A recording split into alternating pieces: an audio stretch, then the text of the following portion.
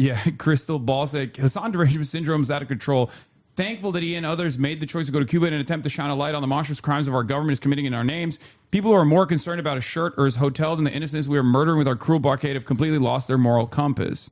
Hasan Piker, very popular political streamer who is an anti-Semitic streak. That's an understatement. Will be speaking at major political rallies in Michigan with a Senate candidate and member of Congress. Oh, well, Gabby Deutsch is a stupid streak, so. Yeah, Gabby Deutsch, Jewish insiders coming hard, dude.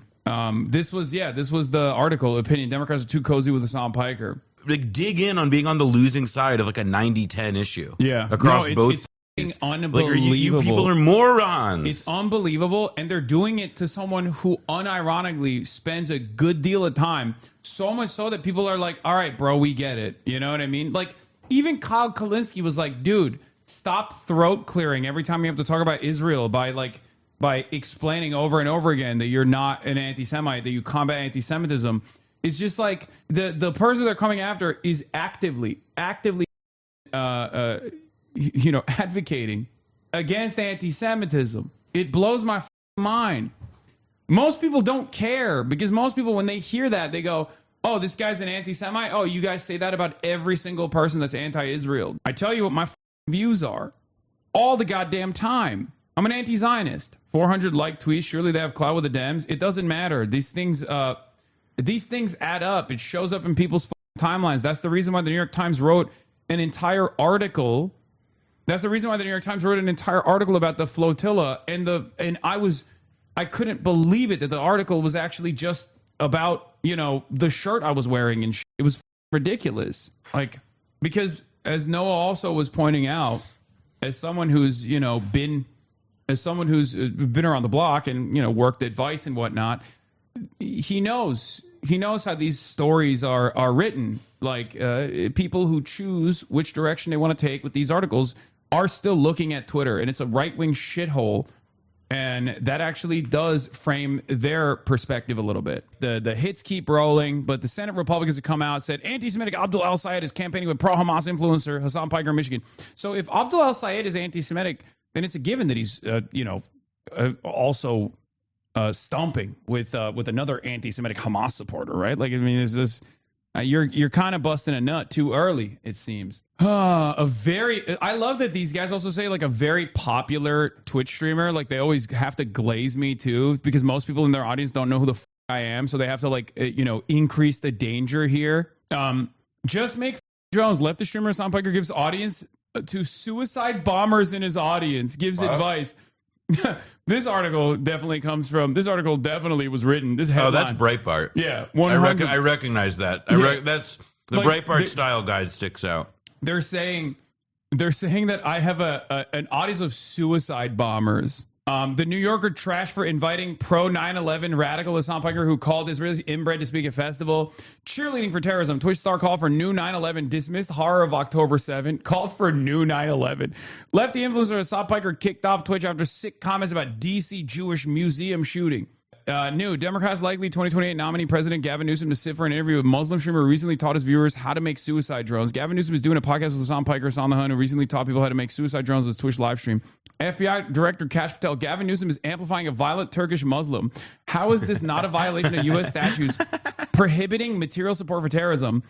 It's so funny that these guys are all like, Hasan is teaching his audience of suicide bombers how to do suicide bombings, when it's me literally saying commercial drones have rendered suicide bombing a relic of the past. It makes no sense. Greg Gutfeld's meltdown about you was pretty funny. That's the Cuba stuff, which Greg Gutfeld also leaned into. Commie Club Med, the 5-star revolution. Like, I don't think these people understand. This wasn't like a fucking tropical getaway in an island. Okay? We were there for a very specific purpose. And obviously they understand what that specific goal was because they're actively choosing to undermine it, right? Sunglasses. Why didn't these activists invite Cubans to stay in their hotel for the night? I'm sure a few did, but only after requesting hookers in Spanish. Oh, gross. You want a glimpse of a Yankee douchebag? Here's one.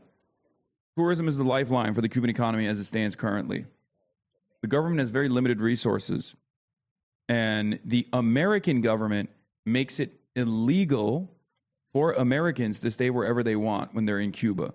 They have to stay in what they've declared as 5-star hotels. In comparison to the situation on the island, it's prosperity pretty much.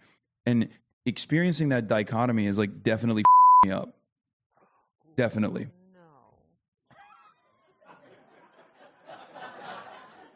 Now, nothing he said is true. That's insane. I love that in most instances, it just doesn't even fucking matter. Like what the words that are coming out of my mouth doesn't matter at all. Right? Everything I said is correct. Everything I said is true. They'll just simply say, oh, you could stay at an Airbnb. How are you going to put 600 people in an Airbnb when the island doesn't even have fucking a reliable energy grid?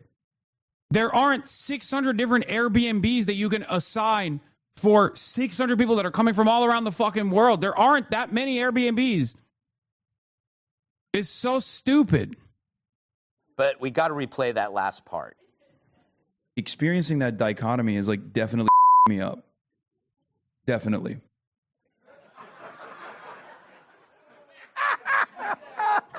You couldn't have done that better if you scripted it. I bet he has a Grey Poupon suppository. Like, I don't understand. I'm literally not even in the hotel here, for the record. I'm at a friend's house, okay? This was a local's home that I'm in, okay? And not only that, but like, yeah, Ryan Grimm made me a fucking coffee. Are they saying it's because I'm drinking coffee like a gay guy? Like, what the fuck is this? Like, yeah, it's a tiny cup, man. I'm a massive guy. It's a Cuban coffee. What the fuck's the problem? This reminds me of enjoy your fancy burger, Mr. President. Yeah. Or up his butthole. By the way, his glasses cost $1,400. Yeah, broke boy. What's up? Yeah, I got swag, bitch. What are you going to do about it? Suck my times the average Cuban salary and 4 times what I pay my right. Dumbass, anything that you wear is going to be like 3 times the average Cuban salary. It's a very poor island. We've kept it poor. That's the point. We've literally destroyed their economy through economic terrorism. It's fucking ridiculous. You can make that argument for every single thing that every single person that is like visiting the island is wearing. It's so fucking stupid. Of course, they're also meeting with Communist Party officials because nothing screams grassroots rebellion like schmoozing with the government militants. I can't wait for the Yelp review, not for the hotel, but for the government. 5 stars, very attentive dictatorship, great gulags, chilled shrimp, could have been colder. But that's the left. They don't want to live under socialism. They just want to visit. Fly in, take pics, and leave before the lions, or in this case, reality, eats them. Hell, if they stayed longer, they'd find out that in Cuba, vegan means we can't afford meat. Yeah, they're so gross, too. Like, the way they talk about the Cubans, the way they talk about these wonderful fucking people. Like, there is like this very clear, like, they're primal animals. They're gonna fucking eat them alive. Like, it's fucking insane, dude.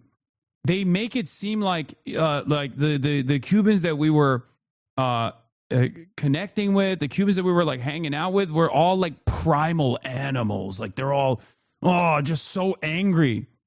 They're so angry that these disgusting Americans are running around. It's fucking gross. And a lot of people don't even see that. Like a lot of people don't even comprehend that is the argument, the narrative that they're presenting is that like they're all savages, right? Nasty as fuck. They don't even like they literally deny personhood to the average Cuban person. They make it seem like if Cubans are participating in like a government funded festival or like a government run festival that like Kneecap is performing at for free, they say, oh, they duped them. They bribed them with cookies. It's nasty. You think these people don't experience joy in spite of the fucking conditions they're subjected to, you fucking animal? Fact is, Cuba's been struggling with power and basic services for decades. You know, the stuff that happens when the government controls everything and produces nothing. But these activists can't admit that. So instead, they play Che at the Four Seasons. Yeah, they couldn't spin this narrative for your China trip, which was actually a tourist trip. But when you deliver humanitarian aid to the country, they put an embargo, they have to give the spin. Exactly. When I visited China, that was literally just a tourist trip. Like there was no other like humanitarian aid component. Obviously, it'd be ridiculous to deliver humanitarian aid to China.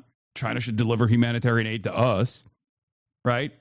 I think they very clearly recognize that that they're about to lose the narrative war once again, especially considering that like you can freely travel to Cuba and see for yourself what we've done to the people there. And they don't want another Gaza on their hands, you know? They don't want another, well, they want another Gaza. They are creating the conditions for another Gaza, but they don't want the perspective to change. And they're so stupid, they convince themselves they're helping, but they aren't convincing anyone else, especially the Cubans. Don't let the loser make you angry. Use your butt-felt jokes. The coverage is not good. It's destructive and relentless. They know this expedition can increase your revolutionary profile even more. I genuinely don't think they care about the flotilla. They ignored all the others. Yeah. I'm like a fucking magnet for this kind of nonsense, unfortunately, because I have like such an active base of like psychotic haters that are constantly feeding like easy dunks. What is this? The New York Times PR department replied to me. There's no way to defend the ridiculous piece about Hasan, which somehow required 3 reporters so they point the coverage of political turmoil and economic crisis over 7 decades. The Times has reported on political turmoil and economic crisis in Cuba for 7 decades. This is one of the hundreds of stories from Cuba published this month. If you'd like to read more about U.S. policies, the denial of fuel and hardships, we covered it in detail. The question for the Times is why they're writing about a leftist streamer's choice of hotel, which incidentally wasn't his choice. He was a part of a delegation that booked one of the few allowed hotels that could accommodate a large group rather than a U.S. politician's silence. The PR department points out the other coverage of Cuba's crisis because they cannot answer my criticism and explain why they buried the lead and focused on something inconsequential and irrelevant. Did they add your comments to that article? Yeah, but it was a fucking totally abbreviated version of it, which it's understandable. They're not going to put the whole thing in there. That makes, I mean, it was very wordy and very long. Obviously, they're not going to do that, but where is it? I mean, it said, yeah, here's a full quote for the New York Times piece on the Cuban aid mission. Obviously, it was too long for the piece, but I wanted you to see it. This is what they took away from it. Mr. Piker said in a statement that the attacks were meant to serve as a distraction for the work of activists and politicians to show how the U.S. government's treatment of Cuba had asphyxiated the island and to downplay how the Trump administration was engaging in yet another unjustifiable regime change effort in Cuba. My quote, on the other hand, was, deeply cynical people have made it their lives' work to sit around at the comfort of their homes and undermine the stated purpose of sending humanitarian aid while bringing awareness to the blockade that has caused tremendous torment to the Cuban people, who are some of the bravest and most resilient people I've ever had the honor of meeting. They framed every collaborative action with the Cuban people from an outright evil framework. All of this advances the Trump administration's goals of engaging in yet another unjustifiable regime change effort.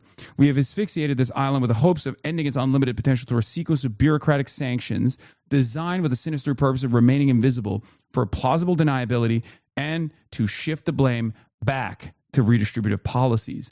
My goal was to investigate the hidden ways in which sanctions impact the daily lives of Cubans beyond the oil blockade that started with secondary sanctions in 2019 and reached its total blockade status recently. The things I learned from speaking to doctors, engineers, and ordinary Cubans shocked me to my core. I believe the goal of those who choose to belittle the work of the activists and politicians is to serve as a distraction in an effort to defend our government's responsibility in the collective punishment Cubans are experiencing.